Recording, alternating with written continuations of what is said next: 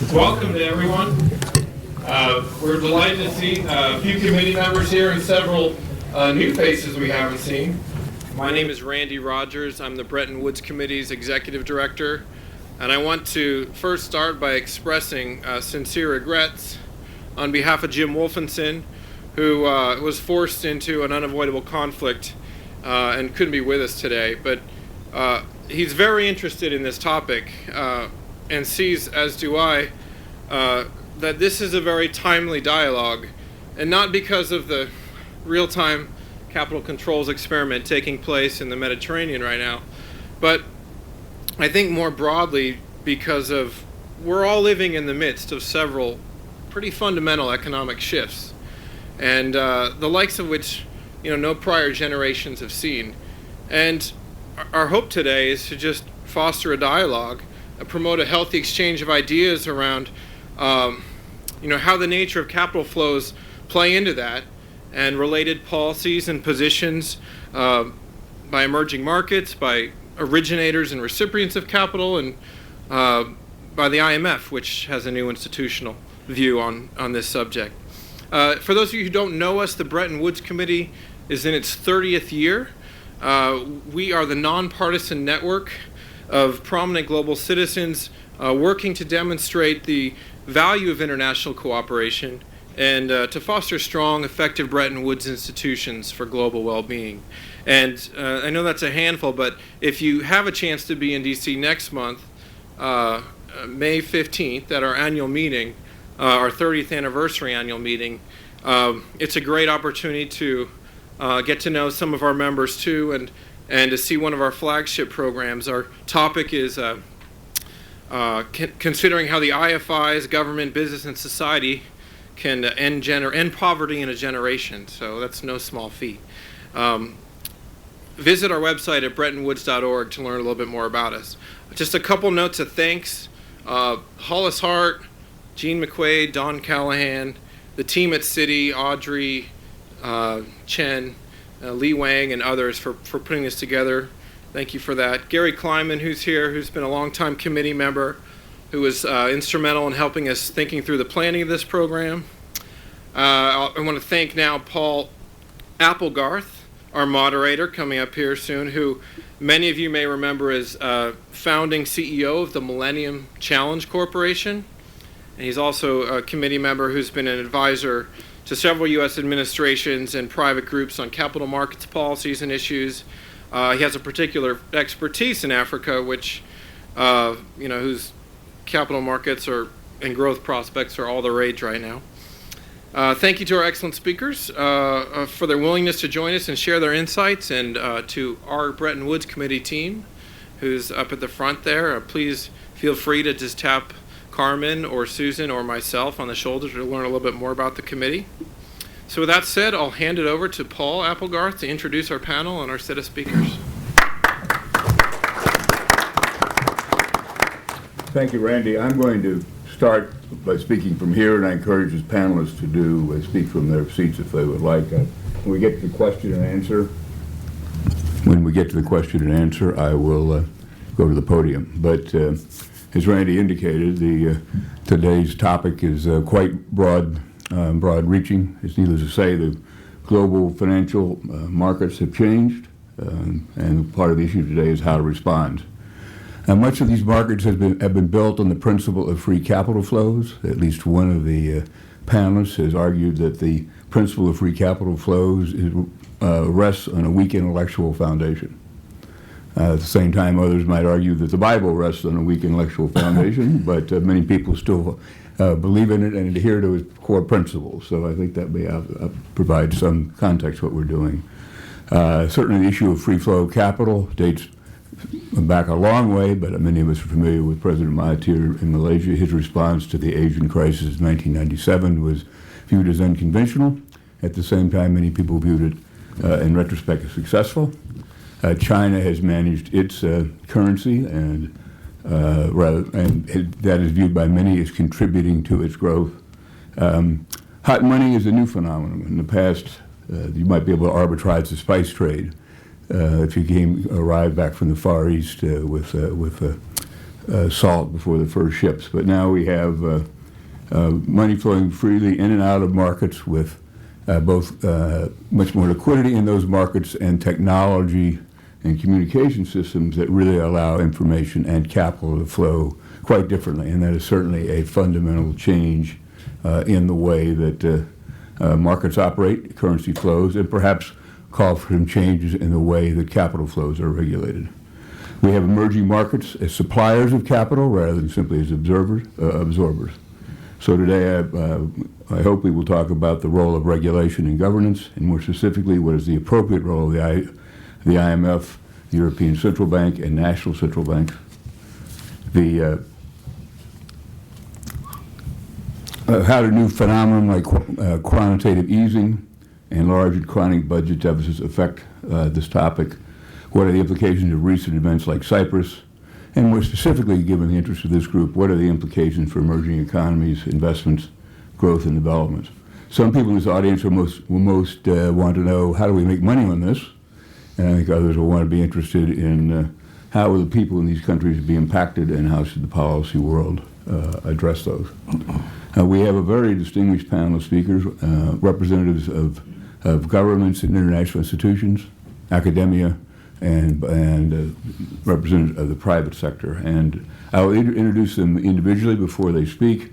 But first, leading off will be Jose Vinales, who is Spanish. He's been he's currently the director of Monetary and Capital Markets Department at the IMF. He is formerly a professor at Stanford, and formerly was a vice governor of the Spanish Central Bank. He's got extensive experience at both the EU, the transnational and national level. Yeah. There are longer bios in your packets. I won't read through those, but I'll give you highlights on each one. So with that, Jose, you're up. Okay, thank you very much, and thank you to the Bretton Woods Committee for the kind invitation to be here today. In 10 minutes, I have to tell you all I know about capital flows, and this reminds me of a well-known anecdote that George Bernard Shaw was asked to introduce a rival writer, and he didn't feel much sympathy for this guy, so he said, well, you know, Mr. Such and Such, in the next 15 minutes is going to tell us everything he knows about this particular subject. And the other guy said, in the next 15 minutes? And Bernard Shaw said, well, if you have a problem, you can always speak slowly. So I think that I will not try to tell you everything I know about capital flows. I will rather tackle 3 questions. The first one is why all the hype with capital flows? What's contributed to that? The second is how can we make sure that over the longer term we make the most of capital flows and maximize the benefits accruing to countries from international mobility of capital?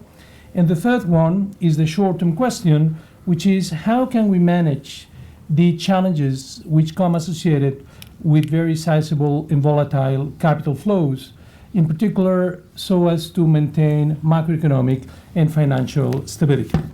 So on question number 1, why have capital flows become a concern? If we look at the last 2 decades, and this would be all I'm going to say about trends in capital flows, they have become significantly larger and more volatile. I could offer you a host of numbers that show how much bigger they have become, but that doesn't make, that is not important. What I think is for you important to retain is that if we look at capital flows among advanced economies, there is a lot, but they're basically in the form of gross capital flows, but very little net capital flows. But if we look at the capital flows between advanced economies and emerging markets, we have a lot of gross capital flows and a lot of net capital flows. And I think that this is something which is quite important. And the key drivers behind these flows, I think we know. I will not spend time on this. We have both push factors and pull factors. Push factors having to do with the monetary and financial conditions and the prudential and regulatory policies followed by advanced economies, which normally are the issuers of these capital flows, and also by global risk appetite. And in terms of the pull factors, the institutional, political, and economic fundamentals of those countries attracting these flows relative to advanced economies, and both factors do play a role. Now, should we be concerned about capital flows to emerging markets? Well, let me say at the outset, and I don't know whether to borrow from the theory or the Bible, that I do believe that the world is a much better place with international capital flows than with severe restrictions on international capital flows. And I think it's fair to say that we don't have, from the theoretical point of view, as good a theory, a welfare theory of capital flows as we have a welfare theory of trade flows. And this always complicates matter. Whenever you have money, it becomes more complicated to make welfare statements and propositions. But I think that in the long term, I think that emerging markets can really benefit from capital flows in terms of growth and catching up if this is done in the right manner. They can also suffer, but if it's done in the right manner, and I'll have something to say about that in a minute, I think they will benefit.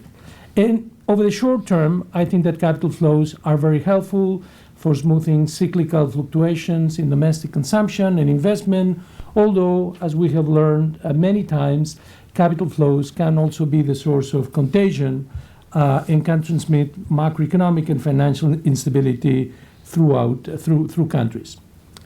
I think that one important thing that has happened in the recent past is that traditionally we used to worry about capital outflows in terms of the short-term challenges created by international capital mobility, and we talk about sudden stops and we talk about capital flow reversals.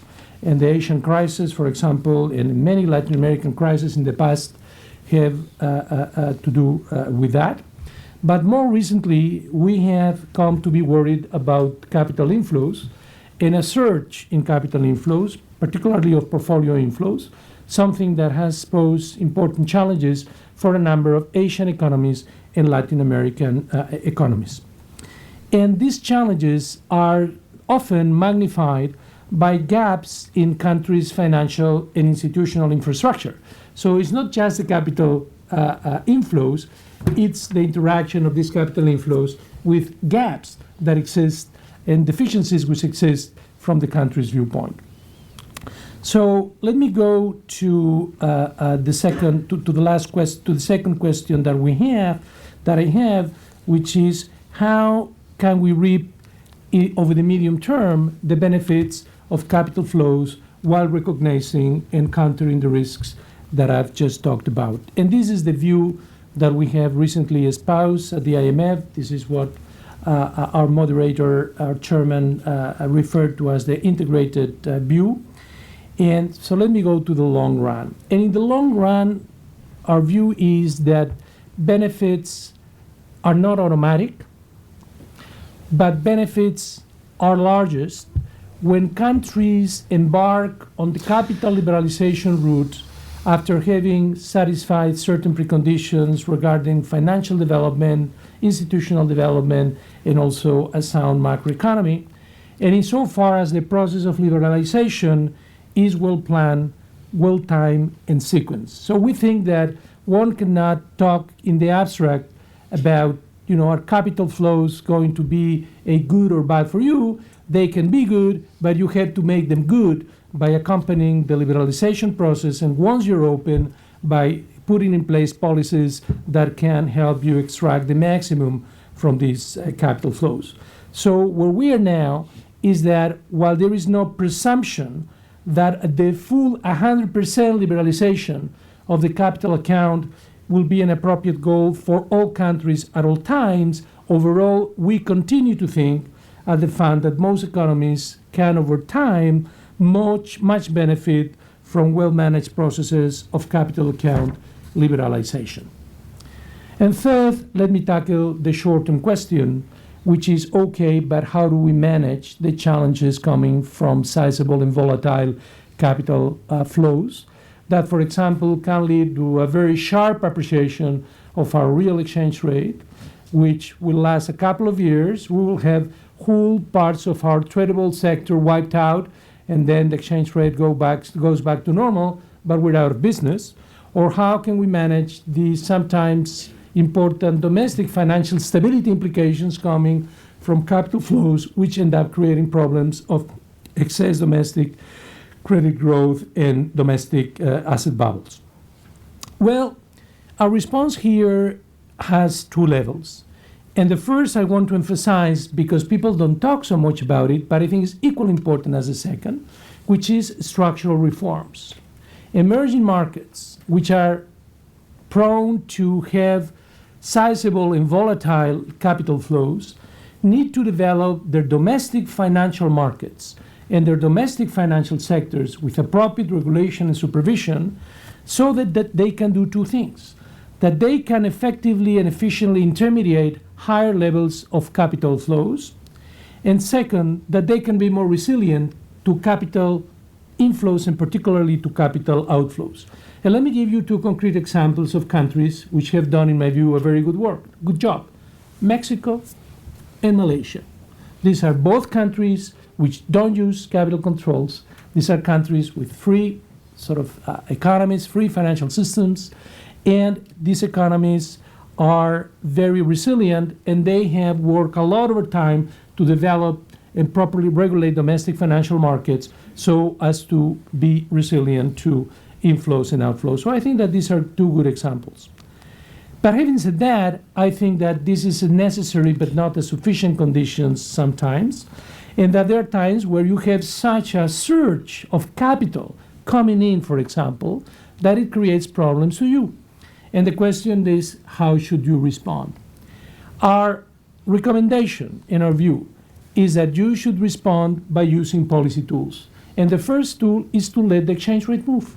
Exchange rates are there to move, especially if you have capital inflows, and if these capital inflows are of a permanent nature, you cannot fight, the ocean or the tsunami. You have to let the exchange rate appreciate. You may want to moderate that with certain intervention, but you have to let the exchange rate move in the right direction, and particularly so if you start from even if you have temporary capital flows, if you start from an undervalued exchange rate phenomenon. But there are many times where the right response to a capital inflow surge is to adjust your domestic policies. Sometimes capital is coming in because you have to lose a fiscal policy, which is leading to a lot of issuance of government bonds, and you're putting upward pressure on interest rates, and there is a lot of capital coming in. Tighten fiscal policy. That would be the recipe, okay? And that would be one example of policy adjustments. But of course, there may be cases where your fiscal policy is right, where your monetary policy is right, and you don't want to bring down interest rates to avoid capital coming in because you will have inflation, where the exchange rate is sort of right, where you have already accumulated enough foreign exchange reserves and you're going overboard. You're saying, well, what can I do? I have a big problem.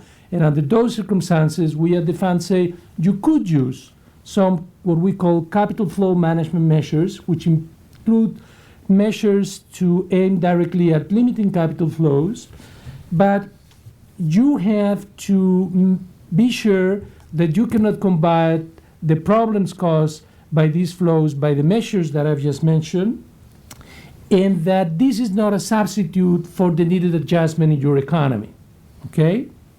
And these policies need to be, or the use of these sort of capital controls, if you want, should be targeted, transparent, and temporary.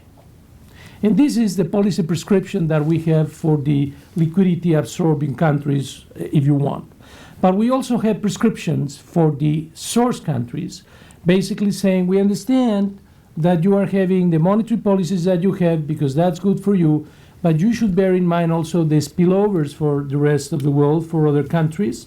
And you should also bear in mind the implications of your regulatory policies. And what we have found in this crisis is that when regulation is faulty, you have crisis, and then you have a lot of disruptive capital flows ensuing because of that. So make sure you have the right sort of regulation. And our prescription on the outflows is, and we've seen it in Cyprus, we saw it in Iceland, if you are at a crisis or a near crisis, and there is no other alternative, you can use them. Again, this is something that should be temporary and should help you while you're making the adjustments that you need to make in order to get out of the crisis. So at the end of the day, we think that we are now in a suboptimal global equilibria, where countries could do better, both the advanced economies and emerging markets. The advanced economies could do better work and faster work to get their fundamentals in order, their financial sectors fully repaired, their fiscal policies in order, so that they are in the right shape to grow. And if they grow, monetary policies could be renormalized, and therefore they would not to have such low interest rates and this quantitative easing, which is having these complications for emerging markets. And emerging markets, as I said, a lot of structural financial reform to be more resilient to capital inflows and outflows, and let exchange rate vary and adjust policy. And that should be the first, not the last resort. Let me stop here. Thank you, Jose. A lot of meat there. Our next speaker is Jose Antonio Ocampo. He is the professor of professional practice at Columbia University. He is also the director of the Economic and Political Development concentration there, and a member of the Committee on Global Thought. Certainly that's the appropriate committee to be on for today's topic. He also has the distinction of being a Colombian from Colombia. He's held senior positions at the United Nations and in his national government. He has the advantage of having a degree and an education from Yale, and not mentioned in his bio, but he's also doing quite interesting work as part of the Pardee Center Task Force on Regulating Capital Flows at Tufts, which is focused very much on the reform of the international monetary system and capital market governance. Jose Antonio. Okay, no, thank you. I want to thank the Bretton Woods Committee for this invitation to be with you today. I guess when the moderator said that that there was someone in the panel which thought that free capital flows rest on a weak intellectual foundation, that's me. I mean, to be clear, I totally agree with Jose that having capital flows is good. I think having domestic financial systems that are well developed is good. They're better if they're well regulated in both cases. Both capital flows and domestic financial systems have to be well regulated, otherwise they are a significant source of risk. And that's why I believe that unregulated financial systems are on weak intellectual foundations. Unregulated capital flows are also on a weak intellectual foundation. And let me say that I think the evidence that we have for many decades, and if you go back to the previous globalization, equally so, is that cross-border capital flows can be a source of significant risk and crisis. I mean, we know that all the emerging economies crises that we have known in recent decades, including the Latin American debt crisis, the Mexico 1984, so-called tequila crisis, and the emerging market crisis that started in East Asia in 1997, and then spread to Russia and to Latin America and Turkey, etc. All were associated with boom-bust cycles in capital flows. And I would say that's also the same, is equally true of Europe. I think what happened in the euro area is that there were unsustainable capital flows to the peripheral countries that were associated with the same phenomena that we have seen in the past in emerging countries' crisis.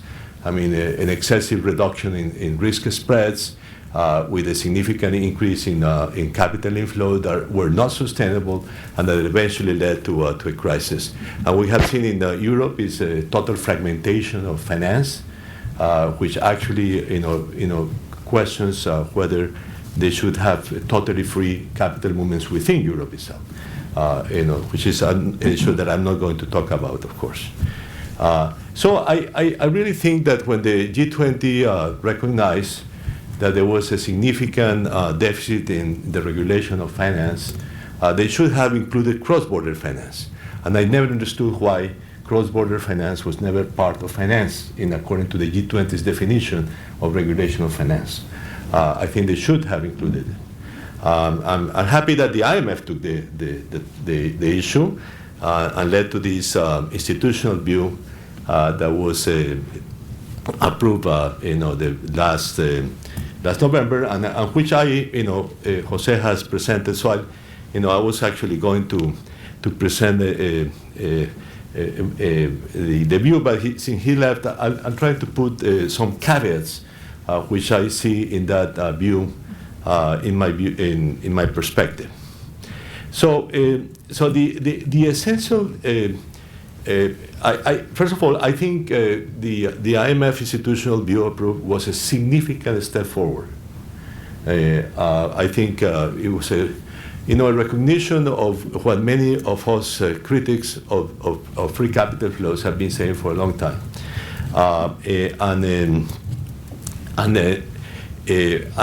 and therefore that under certain conditions, according to the IMF. Some sort of management of capital flows is warranted. Okay. Now, let me say what I find incorrect about the view of the IMF as it was presented, and the way some of us have presented is that the view is sort of a last resort. In a sense, you do everything, and when you are desperate, please use capital controls. And this is a bit, of course, unfair.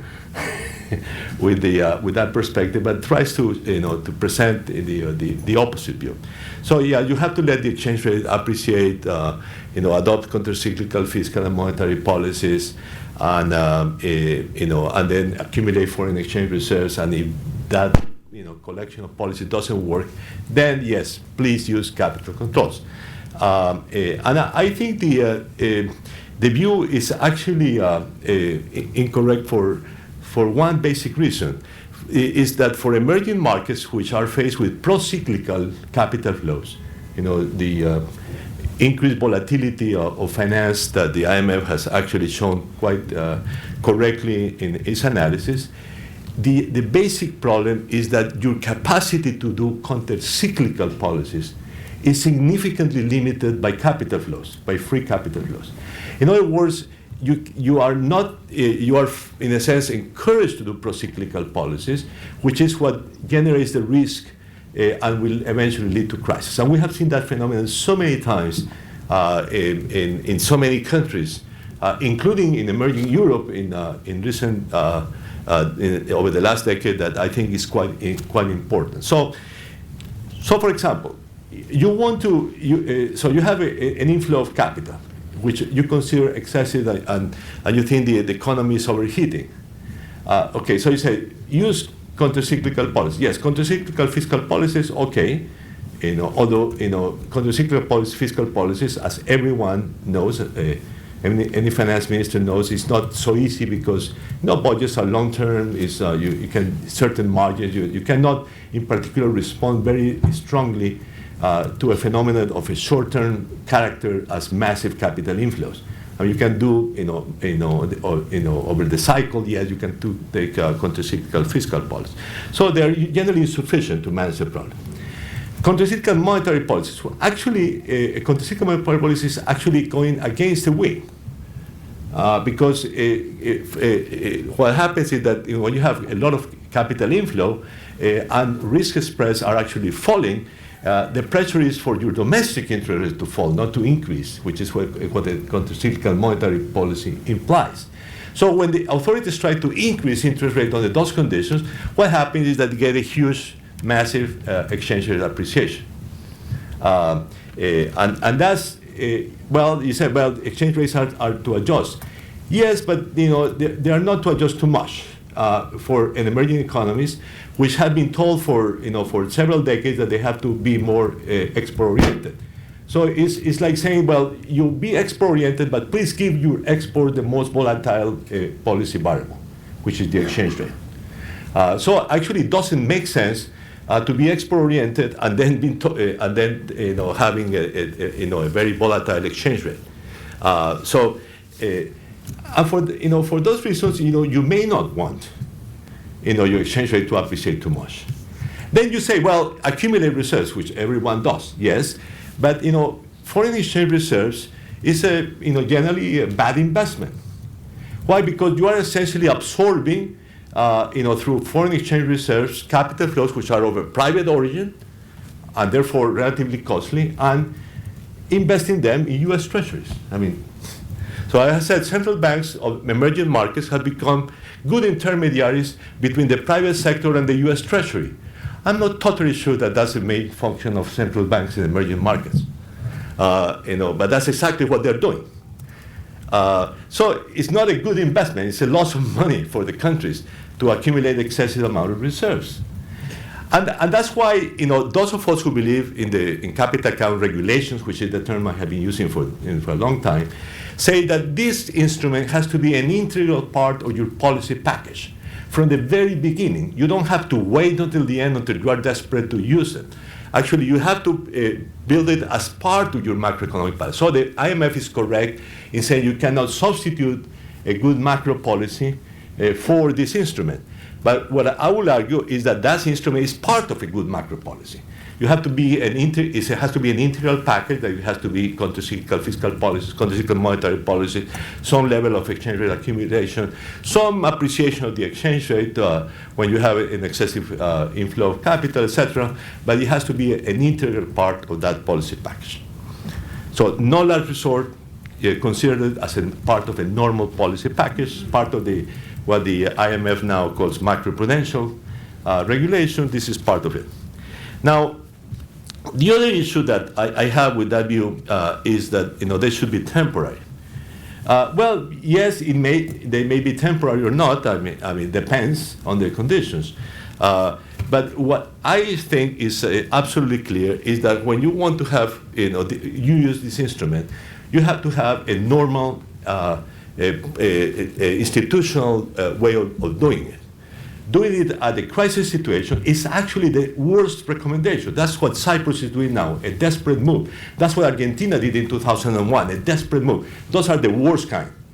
The best kind of regulations of capital flows are normal regulations, like just financial regulations, that you move through the business cycle, you strengthen in some phases of the cycle, you're losing them in other phases of the cycle. So a countercyclical management of a permanent policy tool is much better than improvising it in crisis situations. And I think those instruments are the ones that are likely to be more effective. One last point that I want to make on the IMF framework, and this will be one thing I like very much is that the perspective that the IMF presents on the source countries being conscious of the externalities that are generating through the capital flows. And the view that in many other agreements, including trade agreements, there should be a recognition of the problem. And I guess, although the document doesn't say that, that's saying the Europeans are probably doing it correctly in the free trade agreements with emerging economies, the US is not. Because the US essentially is prohibiting the use of these instruments in the free trade agreements. That's it has been a source of heated debate. It's part of the work that we have been doing with Tufts and Boston University. This leads me to my last point, which is an issue of how the global economy is functioning at the moment in terms of imbalances, and which I consider to be, it's part of the problems that are being generated right now by the attractiveness, let's say, of emerging markets as destination of capital. Which is what the Brazilian finance minister called a few years ago the currency wars. But interestingly, now is the more orthodox economic teams of Latin America that are coming into that board. I mean, in recent months, we have seen declarations in the same direction, not using the terms currency wars, by the finance minister of Chile, by the central bank governor of Colombia, the central bank governor of Mexico, all extremely orthodox economists. It's actually pointed out the same phenomenon. Excessive monetary expansion in the US, which is now perhaps more of Europe, but now Japan, it generated a significant push of capital towards emerging economies. And the way you reflect that is when you look at global imbalances, what you see in recent years is the following. The US has reduced its current account deficit imbalance. The Europe, which used to have a small deficit, is now running a surplus. The oil exporting countries, of course, are having oil boom, so they're getting massive surpluses. And since we have to have increasing deficits on the other side, who is generating the increasing deficits? Well, China is reducing its surplus, which is good, but the rest is the non-oil emerging economies. Those are the economies that are, generating increasing deficits. Now, and that the change situation is quite big. It's about $500 billion in the last 5 years, and the net situation of the non-oil emerging economies. Now, what I find, I think all these people, Brazil, Brazilian finance minister, and these other ministers, central bank governors that I mentioned, are right, because that has shown in the past to be a source of risk. I mean, that's how many emerging economies in the past ran into crisis. So in a sense, the way these global imbalances are working is pushing some emerging economies into crisis again, which will be a great and the worst possible scenario for the world economy. Now, what can you do under those conditions? Well, you can say, and I actually wrote a little op-ed last year for Project Syndicate on this. Well, you can say, well, stop the U.S., Japan, and Europe from doing expansionary monetary policy. I think that's wrong. Actually, the best thing they can do is actually to have more expansionary monetary policies of some sort. And this is the easing seems to be the only instrument left, let's say, for these economies.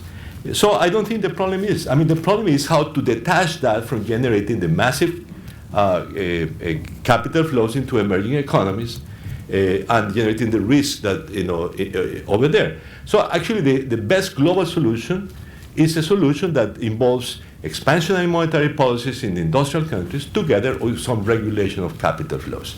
So my view is that actually for the management of global imbalances, it's actually good that this instrument. So I hope the IMF goes from the prudence into more open a position that recognizes that that in fact we are currently living through a global scenario which is actually becoming quite risky because of this excessive mobility, excessive inflows of capital into several emerging economies. Thank you very much. Thank you, Jose. Well, I think the issue die is cast whether the IMF view is that capital control should be a last resort, temporary, transparent, and targeted, or exchange controls, monetary controls, capital controls should be a regular and appropriate part of a domestic economic policy. Is clear cut. Thank you both for that.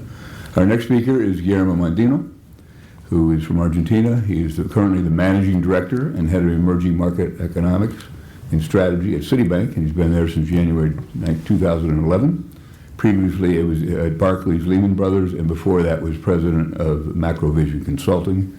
Guillermo was a bit of a renaissance man. In addition to his private sector work, he has acted as a consultant and advisor to emerging markets and to the IFIs, and held a number of academic positions and government positions. With that, lead off, Guillermo. Thank you very much. And there's so much material on the table right now that one is more tempted to respond to some of the materials or the quite interesting points raised. But what I'll do is I'll just take some of the issues that were raised as a lead into some of the issues that I thought I would be speaking about. So let me start first by shifting the focus a little bit from more longer-termish type issues that have to do with evidence coming from decades of growth, and move on to higher frequency type problems.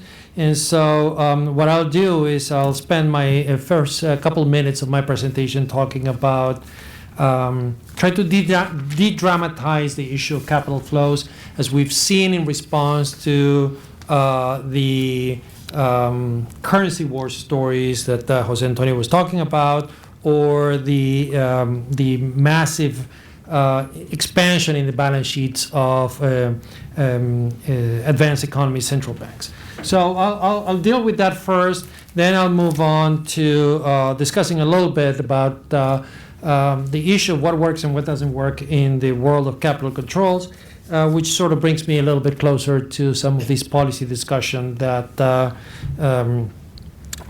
both Jose's were discussing before me. So let me go first on the issue of currency wars and what have been the real effects that we have seen. Because it's easy to talk about this thing, and in particular, if you think about what's happened to the balance sheets of central banks, the balance sheet of the European Central Bank moved from about 12 points of GDP back in 2006 to about 30% of GDP a couple of weeks ago. And the U.S. balance sheet, the Fed's balance sheet, moved from being 6 points of GDP to somewhere between 16 and 17% of GDP right now. So we have a very massive expansion of balance sheets taking place. We haven't talked about Japan. Japan's balance sheet at this point stands at 34% of GDP. We're calculating that Mr. Kuroda will announce tomorrow, well, in a few hours probably, he'll announce that he'll bring forward the expansion of the balance sheet of the Bank of Japan forward, and we're thinking that that balance sheet is going to grow another 5 to 8 percentage points in 2013 alone, meaning that we're going to get another very massive injection of liquidity taking place. Now, the expansion of liquidity is a reality, okay? We see that in yields. We see that in the very low interest rates that we have surrounding us. We have 10-year yields in the U.S. at levels of 180. We have 10-year yields in Germany at levels of 130. We have 10-year yields in Japan at below 1% at the 0.80, 0.70, depending on the data you're looking at. So we have a situation where we have record low yields, record low interest rates in the advanced economies, and it is a reality that this kind of pushes capital out. And particularly if you have the rest of the world growing a little bit faster and doing a little bit better, naturally the rest of the world ought to be receiving those capital flows, and that's emerging markets. But once you say that, and once you go through that, and that's kind of obvious, the reality is you need to check, and you want to check about, okay, how much capital really has gone into the emerging world? What have we seen happening in response to these episodes of massive expansion of balance sheets? So what I did was look at the episodes of the 3 quantitative easings that we've had for the U.S. economy. Perhaps because it's the largest balance sheet, perhaps it's because we've seen some of the largest expansions, and perhaps because the expansion of the balance sheet of the ECB has been hoarded to a greater extent than relative to the Fed. And what I found, and when I looked at this thing, and I did a very, very crude exercise, and my crude exercise was, let's look at the 6 months after each one of these episodes were put in place. Okay, and let's look at what happened to flows into emerging markets, and what happened to asset prices in the emerging world. And lo and behold, what did I find after I did this? Okay, very simple. I'll run these numbers by you very quickly. Take the cases of QE2. Okay, and during QE2, did we get capital inflows going into emerging markets?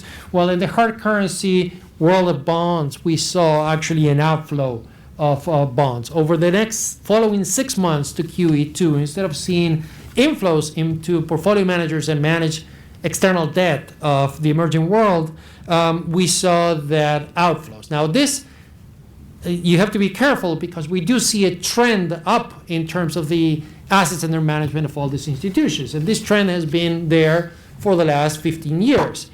So it's not a matter that this trend is a response to the quantitative easing. It's just a trend. It's the fact that assets under management grow because they grow for a lot of other asset classes in the U.S. They grow in high yield in the U.S. They grow in mortgages in the U.S. They grow in Europe even today, and so on and so forth. But the bottom line is that once you detrend the data, what you find is that inflows into emerging market sovereign debt decline in QE2. What happened in QE3? Flat, totally flat. Okay, so 6 months after QE3 announcement, totally flat. Flows into equities decline during QE2. What happened in QE3? Flat, totally flat. What happened in local funds? Decline in QE2. What happened in QE3? Decline relative to trend. What happened to MB spreads? The MB is the index for sovereign debt of foreign currency denominated sovereign debt by these countries. During QE2, it went up by about 20 basis points. All right? So we had a widening of spreads, not a tightening, a widening of spreads. What happened during QE3? We had a widening of spreads, again, of about 20 to 30 basis points. We should have seen a massive tightening of spreads because capital is flowing towards these countries. Yet what we see is spreads are widening, not tightening. And it's not the last couple of weeks. It's not since Monday when the markets have not been doing very well.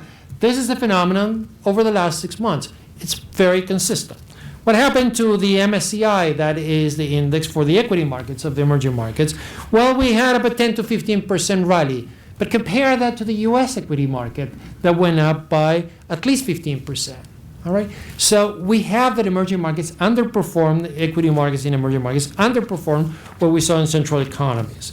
What happened to local bonds? Okay? Here we saw a compression of spreads. In local bonds, we saw a compression of spreads, both in QE2 and QE3, spreads relative to U.S. Treasury spreads. So we did see some evidence of inflows into the actual local markets. We see foreign currency buyers of local currency bonds developing. So here we have some evidence of a contraction in spreads. And the evidence is not minor. It's 100 basis points during QE3, which is a meaningful shrinkage of the distance between the yields on a 10-year bond in an emerging market and a 10-year bond in the U.S. So here we do see some real evidence of some impact. And then on the FX market, you would think that if you see an impact on local bonds, the dollars are coming in to buy local bonds, and the impact is 100 basis points of tightening, you would think that there is a big impact on FX, on the currency. Well, no impact. No traceable impact there either. So what that tells you is that the demand for these local bonds happens because yields are relatively higher, but against that, you do see some other outflows of dollars taking place in the same economies moving out, perhaps because the current accounts are turning, perhaps because we are seeing an increase in imports. But the point I want to draw here is that this issue of currency wars, I mean, this is not really a war, okay? This is more like a street fight.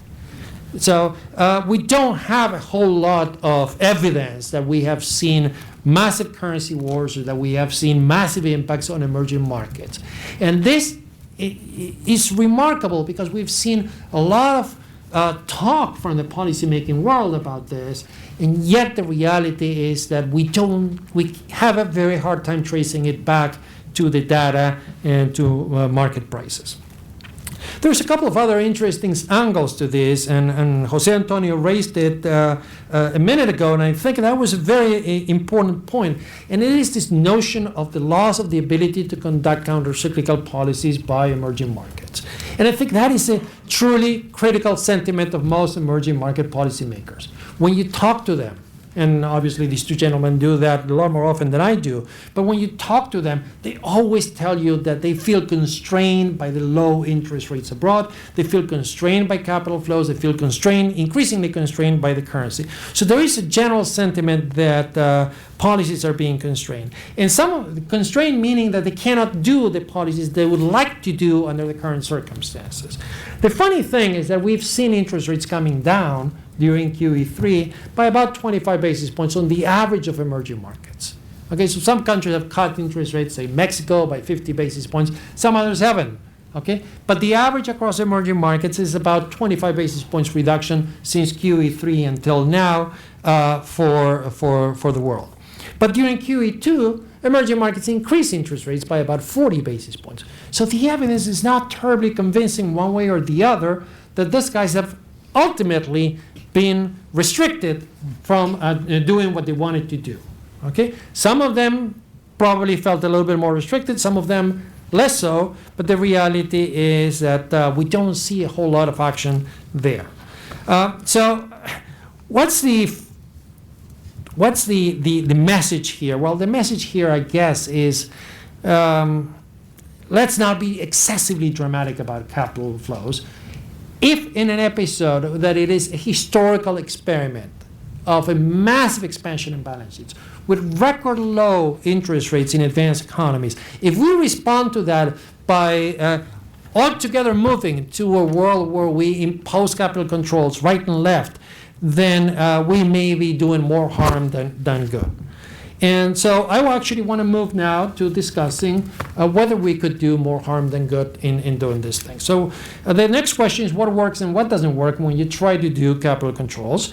And say, there's a case, and I think Jose Antonio has made the case, both in his writings and a few minutes ago, about excessive volatility induced by capital flows. And I'll just run my 5 favorite reasons why capital flows sometimes create some issues. Okay, and I emphasize it sometimes. Jose Antonio would say always. All right. So, all right. So I'd say excessive capital mobility can generate some problems because it increases the volatility in foreign currency and it increases the volatility in inflation. All right. Jose Antonio emphasized the link between the volatility in foreign exchange and exports. I would emphasize more the volatility, the connection between the volatility in the foreign exchange and inflation, thinking that the export part can probably be averaged out and certainly can be hedged in most cases. So I wouldn't be as worried about that one. But yes, there's more volatility in the foreign currency. The second factor is our systems, in particular in the emerging world, are overwhelmed with moral hazard everywhere. Okay, it's very, very difficult to do away with the moral hazard, and I just find it remarkable. And I don't. Maybe this is not a good example, but it's kind of funny that the guy that put together the package in Cyprus, okay, that negotiated with Jose here and with the EU and so on, was the guy that was presiding Lakey Bank, okay, Popular Bank, the bank that they're actually closing down. So, I mean, that tells you about how strong the morals of this gentleman must have been to be willing to close his own bank during the process. Imagine if you didn't have that backbone and that strength of morality, and which is probably the case most often in the emerging world. And I can certainly tell you tons of anecdotes about that other one, right? Can I interrupt just a minute? We have a moral hazard of running out of time for the last speaker. So let me close with just Q&A. a couple of comments, just very quick comments. So I won't run down my list of reasons for problems in the markets, but what I'll run down by you is a couple of things. First, if you're going to intervene in the market, in capital markets, do it rules-based. Okay? Discretionary interventions tend to be more costly, tend to be more distortionary. They may be, in the very high frequency, more effective sometimes at doing things. But what happens is that these discretionary policies, what they often do is that they create exactly the opposite. They are effective because they deteriorate the quality of the policy environment. They are effective because they deteriorate the balances internally. It's like, we tend to say, look at Brazil. Things have been better in Brazil in terms of capital flows and the volatility of the currency and the regaining some ability to conduct interest rates. Yeah, but there's no investment and there's no growth. The country is just not going anywhere today, thanks to, amongst other things, the fact that they've been abusing capital controls. So do it rules-based if you can over discretionary. And finally, my last point on this is that, rules-based systems tend to be less effective. Mexico, Chile have been aggressively intervening in the currency market by buying according to some rules. In the case of Mexico, actually state contingent rules. So they've been continuously participating in the market, but through a rules-based system. That the evidence shows that it has done very little to actually slow down the pace of capital flows into the countries. So, you may want to intervene, you may want to do certain things, but the reality is that when you do and look at the evidence, the best policies actually don't often do a whole lot for you, and the bad policies do a whole lot for you, but that's bad. Thank you. Our Last panelist is Murat Kapulu. Murat is currently the head of Emerging Markets Group at Mariner Investment. He brings very much a private sector perspective now, but having started at the World Bank, we may even have overlapped there briefly, and then been advisor to the Prime Minister of Turkey. And he's going to tell us both why he's causing all these capital flows to happen, presumably they're happening in his portfolios, and how he both, the implications for financial returns, portfolio returns, and other things. Thank you. Thank you very much, Paul. And thank you very much to the Bretton Woods Committee for your gracious invitation to me today. Well, what's interesting on this panel is that my co-panelists are all from the Western Hemisphere, and I'm from the Eastern Hemisphere.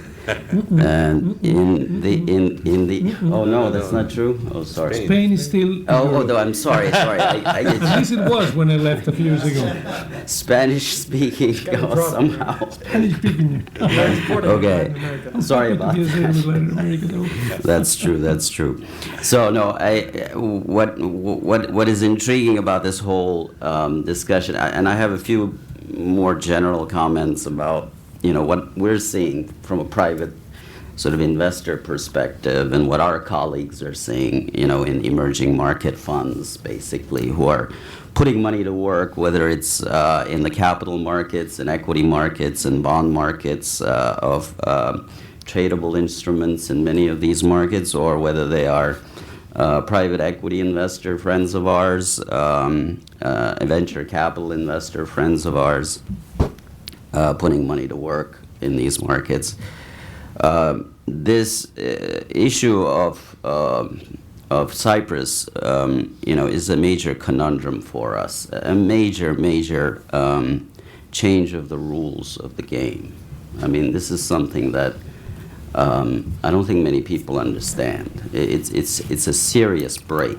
It's a serious break because, when you think about an emerging market that is trying to draw capital into its capital markets, into its venture markets, into its newly established factories and manufacturing plants, one of the things that we've known forever in investing in markets, we, the ones who actually put money to work, have always looked at markets from the prism of, are there free capital flows? If I'm going to buy stock in a company in Cyprus or in Spain or in Malaysia or in Argentina, am I going to be able to freely sell it and repatriate my capital whenever I want?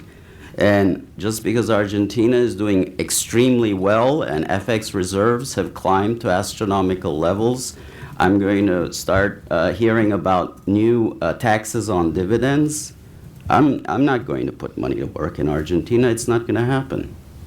The same thing is true in venture capital. The same thing is true in private equity. If I know that there's a chance that my investment is going to be interrupted, I mean seriously interrupted, by the expropriation of funds that I am holding at Lakey Bank locally, it's impossible. There's absolutely no way, absolutely zero chance that I will put money to work there. None.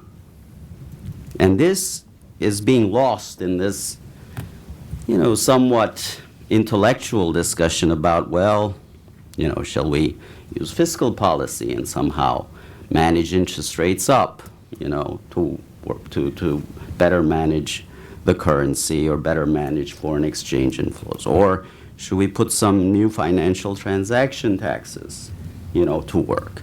What should we do? And when are we going to do it, by the way? Should we start putting a new dividend tax on when FX reserves go above level X? Should we start doing it when the stock market grows by, the value of the stock market index rises by 2 standard deviations above the 10-year norm? I mean, how are we supposed to do this? So the entire sort of structural, intellectual thought behind this has no way of being worked locally. It's impossible. And by the way, I say Western Hemisphere because guess what? You know, we've seen this in 20 years of investing in markets, and Brazil tried it. And as soon as they tried to put a dividend tax on, we were out of Brazil in a flash. And that was 2001, before the crisis. So I think, you know, you have to really think about why emerging markets draw the funds they do. It's because we want to repatriate our funds, sorry. I mean, it is a fact. And the kind of expropriation that's going on in Cyprus is criminal. I mean, imagine if I had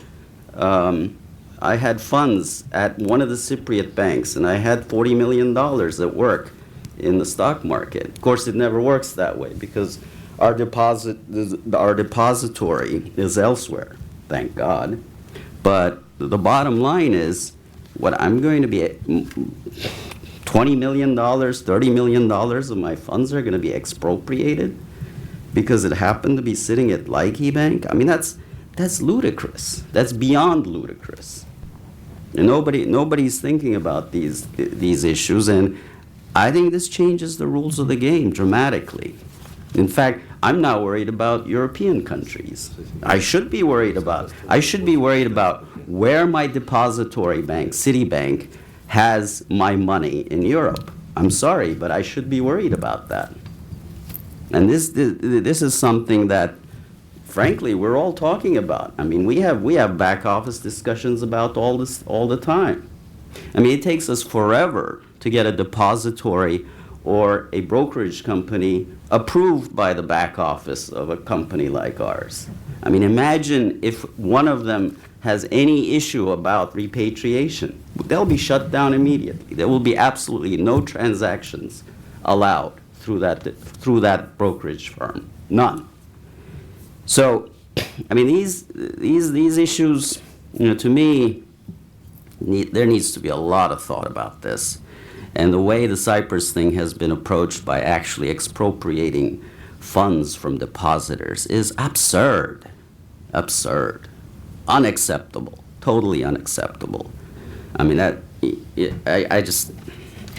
don't see how, you know, that can make any kind of sense whatsoever. I mean, imagine if it happened in Argentina. Well, it did, but in a complete collapse of the sovereign itself, and we knew that was going to happen. But if we knew that this was happening today, there was no way that we were going to put money in there to work, which is exactly what happened in Argentina 2001 to 2004. So anyway, that's just my 2 cents as a person who actually puts money to work. The interesting thing is, you know, what everybody's pointing out about the global experiment by the Fed, the Bank of Japan, the ECB, massive monetary expansion, unprecedented in history. I think the numbers we saw in a report from one of the major banks the other day is $11 trillion in emissions in the last 5 years, with 504 separate monetary rate decisions or monetary emission decisions from both developed markets and emerging market central banks. So obviously, this is distorting flows dramatically. I mean, Mexico was mentioned. I mean, Mexico, for example, Mexican peso has been on an incredible ride. I mean, that's been one of the best investments. Forget about in putting money to work in the S&P 500. You should have just bought Mexican pesos. I mean, again, why is that happening? Because Mexico, right next door to the United States, with its massive monetary expansion, is getting all the wind from the U.S. expansion. So it's a one-way street. And Mexico and other, that kind of emission transmission didn't used to happen until there were these gross, almost unthinkable numbers in emissions. When we have previously unthinkable emission numbers, back in the 90s, we used to worry that emissions of 90 billion were a problem. Now we have emissions of 9 trillion. So obviously there's going to be volatility. That's the way it's going to be. There's no way of escaping it. Meanwhile, The capital flows will increase. I agree. It's an upward sloping curve, both intra-EM and from DM into EM and from EM into DM. I mean, it's obvious. All you have to do is look at all the purchases by Russians, Chinese, Brazilians, Kazakhs, Argentinians, you name it, of high-end real estate in Manhattan. So it is clear that there is now massive wealth generation in emerging markets. Consumers and corporations have a lot of cash to spend, and the rate of growth of the emerging markets being clearly above those of the developed markets implies that the two, as a share of world GDP, are going to equalize. I think the year is either 2017 or 2020 or 2023. I can't remember which year, but it's close enough. So when that happens, it's obviously going to be a much bigger part of the world economy, which means the capital flows are going to be significantly larger. I'll leave one small data point, is that the share of high-grade corporate bonds issued from emerging markets compared to the global issuance, meaning developed market plus emerging market, 10 years ago was 1.2%. Last year was 12%, and it's growing exponentially. In another 4 to 5 years, companies like Vale out of South America or PetroChina out of China are going to be issuing bonds in the 4, 5, 10, 11 billion dollar size, much larger than IBM or Exxon are. So it's a wave that's going to only get larger. Thank you. Thank you, Murat. That certainly stimulated a lot of comments, I'm sure, and I'm sure that your comments are worth much more than 2 cents and a lot more dollars and zeros involved than that. Well, you've had 2 additional comments. I think if I could summarize Guillermo's, use controls with discretion, because if they work, they only work somewhat, and if they're bad, they're really bad. And Murat basically saying all this is not irrelevant, but the private sector flows have overwhelmed public sector flows and institutional flows in virtually all emerging markets except possibly sub-Saharan Africa. So all this implication about financial flows is probably less important than the policy flows, and you need to think about the impact on the flows, the private sector flows, before you implement policies. With that, I'm going to skip any questions I had, so we have plenty of time for the audience. And I'll take a couple, and then let the audience, let the panelists respond. Yes, sir. Please identify yourself and the organization as well. My name is George Hogay. I'm the Emerging Markets Portfolio Manager at State Street Global Advisors in Boston. And my question is for Mr. Vidal, and perhaps our other panelists would like to respond. The question is whether we should be concerned about the potential for the so-called bubble thy neighbor phenomenon. So let me put forward a model and see how it plays out. Brazil puts on an IOF tax, and let's assume for purposes of argument that it is effective and it actually diverts flows, although the academic evidence seems to suggest that all that it does is change the composition of flows. But let's assume that it's successful. So let's say those flows want to find their way then into Peru. And Peru doesn't like that, or Colombia, and they impose flows. So suddenly we end up in a world where we've created a series of distortions in the global allocation of capital. And just to comment on that, an interesting phenomenon in the world today is that a number of emerging markets have set up sovereign wealth funds, not so much the central bank reserves, but I'm talking about, as in the case of Chile, stabilization funds or outright sovereign wealth funds, all of which have different liability streams and different objectives. But those funds themselves are major investors in emerging markets. So that adds, it seems to me, to some of the complexity. So I'd be very interested in your views on this. Other questions? Careful, otherwise I'll start asking questions. You won't want that. Yes, sir. Gary Kleiman, Kleiman International. I wanted to expand on the comments about industrial country or European use of capital controls, because we know before Cyprus, we had the ban on so-called naked credit default swaps, short selling restrictions. I mean, there's a trend here that's a little troubling, and the IMF has yet to come out with any stance in that regard, although it did obviously have a role in the Iceland experience, and I wonder whether the IMF is going to say anything more broadly, particularly in view of the Cyprus experience. And the other aspect, I would certainly take issue with Dr. Viñals on Malaysia as a stellar example, not only because of the capital control experience out of the Asian financial crisis in the Mahathir era, but we tend to always look at the inflow part of emerging markets, not looking at the outward relaxation of restrictions, particularly in terms of financial market allocation. As we know, we have big institutional investors, which is a very positive phenomenon in emerging markets, but yet pension funds, often insurers, often are confined to domestic allocation with very little cross-border opportunity. And I wonder whether the IMF or others, realize that there is a long overdue push in that regard as well. One more question. Yes, sir.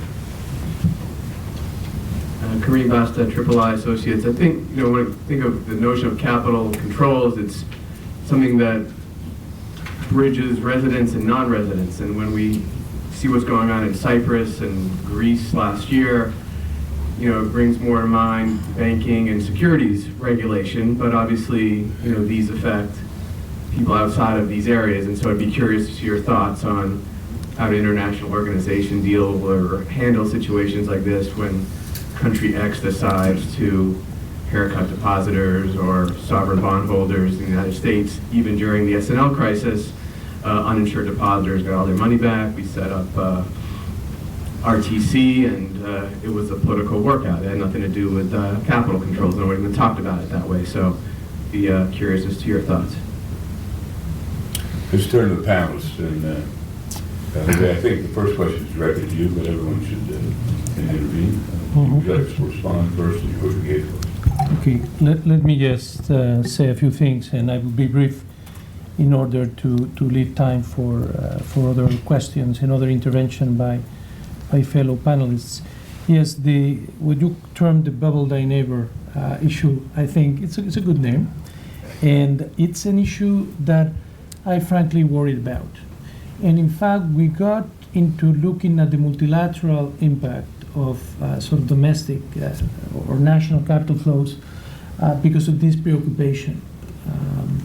And I think there are two types of preoccupations there. One is that you have this kind of capital flow diversion, and it's true that empirical evidence is not there. And it's true that this diversion may go to countries which are hurt from it, and others may benefit from it. So it depends on the position of the ultimate importer of these capital flows. But the evidence is not there.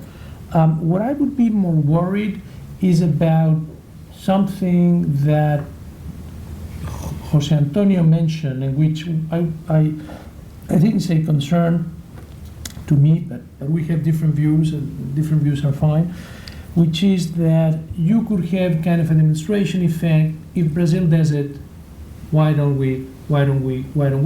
And we go to kind of a contagion of overuse of this type of capital flow, capital controls, which I think would be detrimental for the world. To me, one of the key problems that one would have if one were to go into using capital controls as part of the policy framework is that I think the quality of domestic policies will deteriorate tremendously over time. and we will go to, this is really moral hazard at large, and we will go to a worse economic situation. On the issue of Malaysia, I was referring to the fact that over the past few years, where there has been a lot of capital inflows going into Malaysia and to other South Asian economies, some others have used different measures, and countries in Latin America, like Brazil, have used capital controls. Well, Malaysia has not used capital controls. But they have a domestic financial system which is a lot more resilient than it used to be in the past. And we have found, when we look at the Malaysian financial system, that this is a source of strength.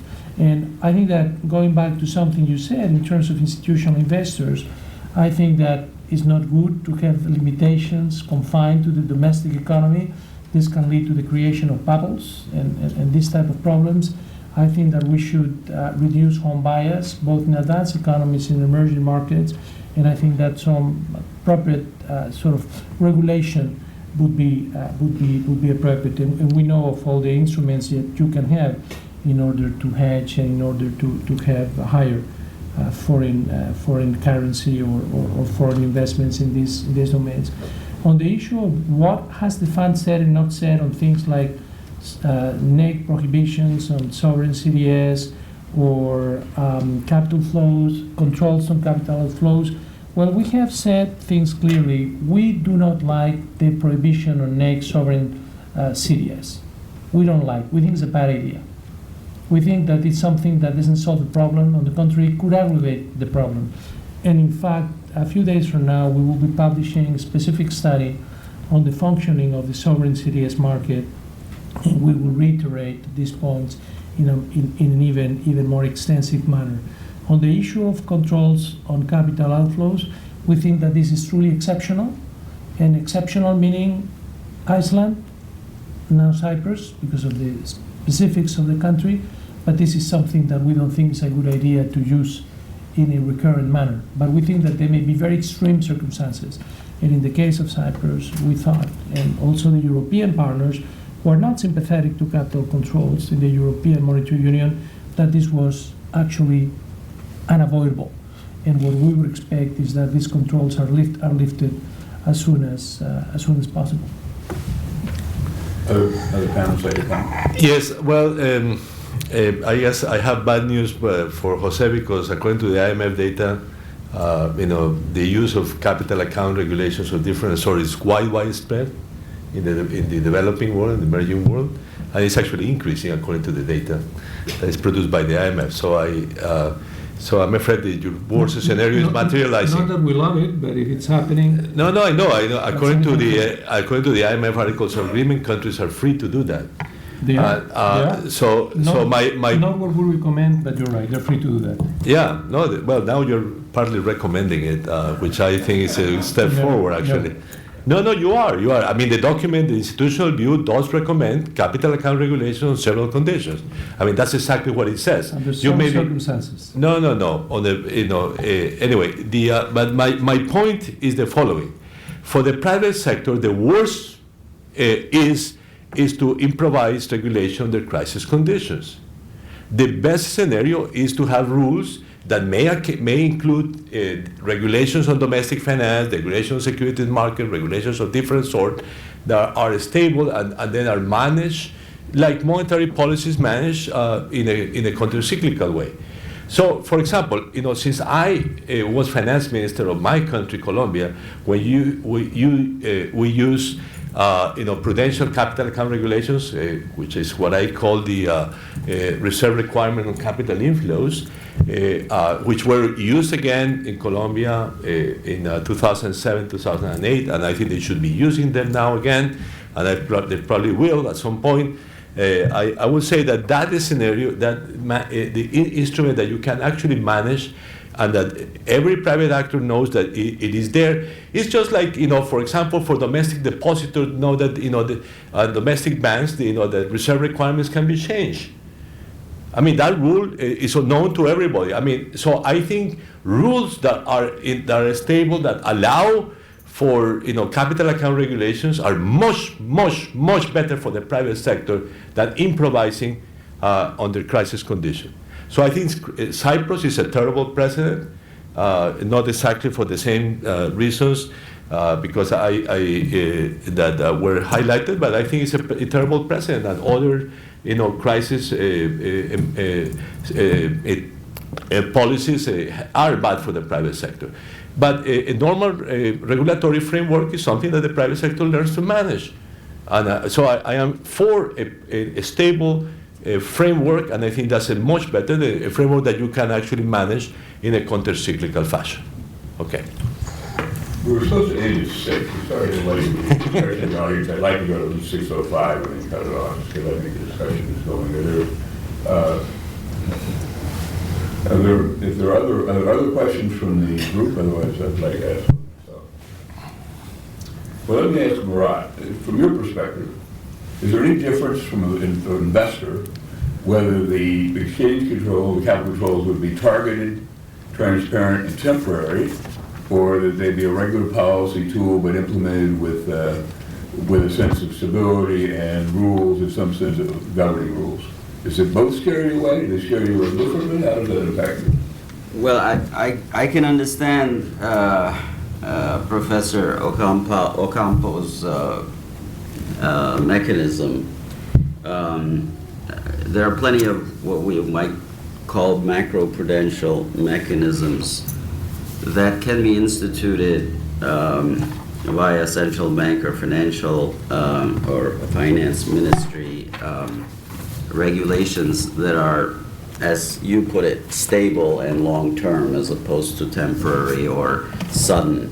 Obviously, every transactor in these markets wants to know the rules of the law that they're going to deal with, not only today, but 20 years from now. Especially not us particularly, because we're liquid investors, but our compatriots who are long-term investors, whether they are Cummins Engine or they're a private equity firm putting money to work. So, I mean, that's the point that I was trying to make, is that we've been doing this for decades, and the mantra is always we need to know what the rules of the game are, not only today but 25 years from now. And we need to know that they're as free as possible, that we're working with a free market economy in its broadest sense. I mean, that's, it's kind of it's almost a cliche, I understand. But, that Venezuela has been a closed economy for a very long time. There's very little investment going on there. They have massive capital controls. You can't take them, $3,000 out of the country. Okay, I mean, and they have great resources. It's a fantastic country to put money to work. Where's the money? I mean, nothing's going into that country. Nothing, zero. So, I don't know. There's a lot of money going out. Illegally. Right, so I wonder then, when you're looking at what kind of this is Safia Pasaban from the City Corporate Bank. When you're looking at what kind of emerging market to invest in, what are you then looking for in the policymakers of that country? Because Mexico, Malaysia, for example, free and open right now, but they have these options available to them. What sort of, I suppose, commitment mechanism do you need to see from a government? Because governments change every 4, 8, 6 years. Yeah, no, we definitely pay attention to what we call top-down, macro and policy and political on down. So that makes a big difference. A country that has a more open economy view, whether it's the finance ministry or the central bank or both. I mean, this is it's a very clear, it's what we call the overall governance, matrix of investing in EM. And, you start from the top down, the country, is it transparent and open and willing to repatriate capital? Then you go down to the individual corporation and you ask, is the board transparent? Is the management transparent? the whole 9 yards, and that makes a big difference. There have been actually studies done. I think it was McKinsey that did a massive study about countries that were more open and corporations in diverse countries that were more open from a governance perspective versus those that weren't. They were ranked in terms of openness. And then the stocks of those companies and the stock markets of those countries were compared for every 10-year period starting in 1985. And the result was crystal clear that openness wins, hands down. We have to need to wrap up. As a proponent of good governance in the country more broadly than capital control. I don't think capital control is the only problem in Venezuela's had in attracting capital, but more generally, I would echo what Ron said. There are a number of studies showing that good governance is better investment returns for both the private sector and in terms of development assistance. With that, I do want to thank our all of our panel, Jose Antonio, Guillermo, Rock. We could clearly go on for a lot longer. We won't. Shameless plug, for those of you interested in infrastructure and how they should develop in emerging markets, I love the copy of the paper I did for the State Department and the African Policy Control Board up front. If any of you are interested, just leave a card with one of the women out there too. With that, I'll turn it over to you, Mike. Thank you very much. Thank you, Paul. Thank you, panel.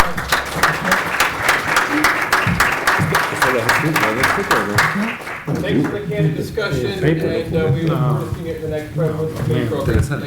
Yo tengo más o menos la misma impresión. La veamos en